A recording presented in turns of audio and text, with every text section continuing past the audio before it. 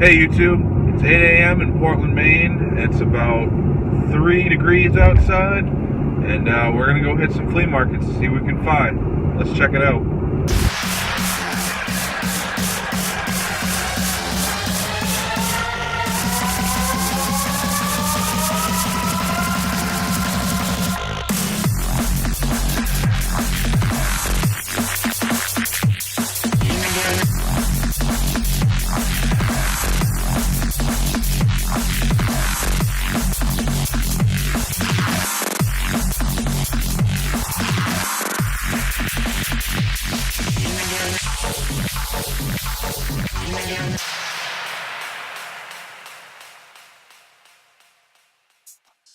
Alright, so first stop I made on this trip was the Southern Maine Indoor Flea Market in Scarborough.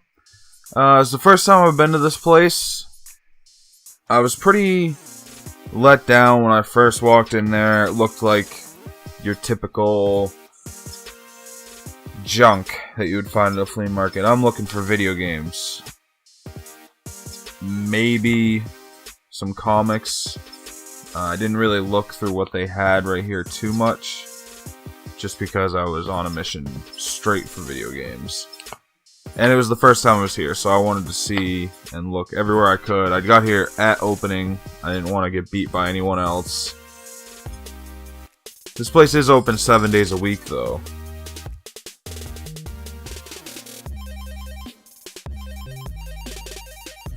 Lord of the Rings on VHS. A shit ton of DVDs, movies, and TV shows. Still no games, though. I found a few Xbox controllers. Only one of them had the little extension piece that you need to actually plug it in the system. They were $7 a piece. If they all had it, I might have tried to get a deal on all of them, but I didn't want to deal with the missing wires. And I don't really collect for Xbox or Xbox 360, so I wasn't too excited for that. A good collection of Hot Wheels cars. That was pretty cool. And here we go. I walked into a fellow named Patrick's side, and he had a bunch of consoles. Fairly priced. They're retail prices that everyone's got to make money, so I understand. And here are all his games and some accessories. And these are all fairly priced.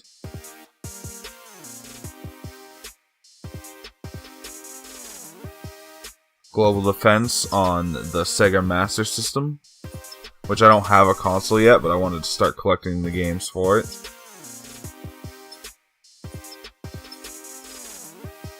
He had everything from GameCube to Wii, Wii U, Xbox, Xbox 360, PlayStation 2, Game Gear, SNES, NES, DS, Genesis, Atari. Here's a bunch of sports titles he had. You gotta check them anyway.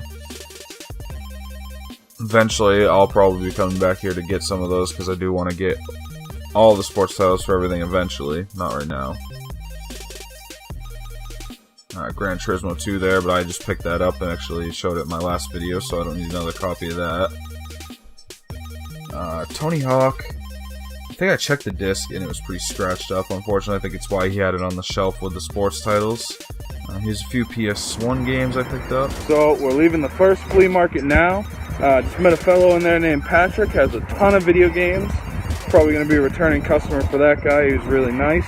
I love when I come into one of these places that I was just in, this flea market here in Scarborough, and meet guys like Patrick. Wicked nice. Collectors, probably his whole life. I'm not sure. I didn't ask exactly. But they watch the same YouTubers I watch, Metal Jesus Rock, stuff like that. Those guys' channels, and it's just nice to connect to people. He went on his phone. He subbed right away. Thank you very much for that. And he started watching my videos right away, and the amount of support in the YouTube community is unbelievable, and it's awesome. Thanks, Pat. So now we're in downtown Portland, and we're going to go check out a few different stores, some of my favorite spots, so let's go. Alright, so here we are walking up to a retail store called Electric Buddhas. This is one of the first places I found when I moved up to Portland, Maine, that had retro games and records and a whole bunch of variety of old toys. And you know, it's a retail store, so you can expect retail prices, but everything is clean, tested. You know, his inventory is very neat, very clean. You're getting what you pay for, I think, pretty fairly. I didn't pick up anything on this trip to Electric Buddha's, but I bought plenty of things that I've wanted from there before. Definitely check it out if you're in Portland. Didn't find anything in Electric Buddha's today.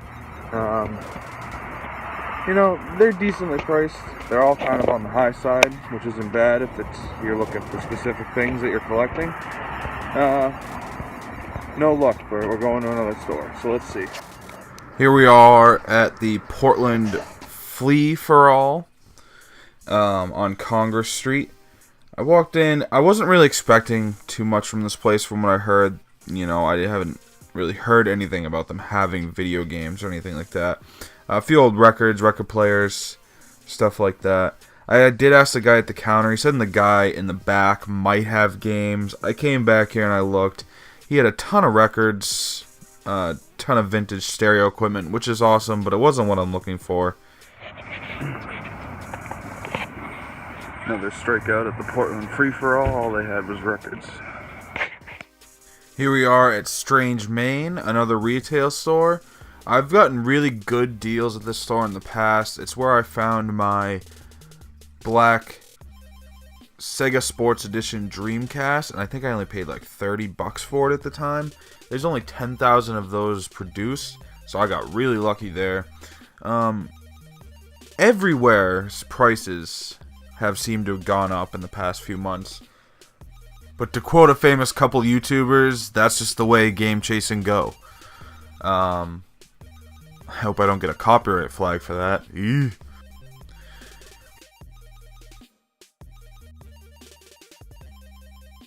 Here we are at the last stop. It's called Coast City Comics, another retail store. This is where I got my Super Nintendo cartridge shelf. I'll try to put a picture of that right here. I didn't find too much coming in the store this time. I did get a couple N64 games for a decent price. Again, everyone's prices are on the high side right now. I also saw a lime green Game Boy Color behind the counter when I got up to buy those N64 games. So I asked the guy how much it was. He hadn't priced it yet, and I offered him, I think, $15 or $20. I can't remember exactly, and he took it. Now, you might be saying that's too high for an out-of-the-box Game Boy, but you really don't find that stuff on the East Coast around anymore, and especially in the Portland area, so I went for it.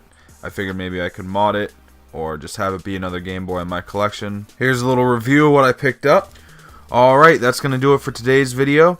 If you like this video, please give it a thumbs up. Let me know in the comments what you've been collecting, what retro finds you've had at thrift stores or flea markets. If you enjoy my content, make sure to subscribe so you can catch a new video I post every week. And until next time, thanks for watching.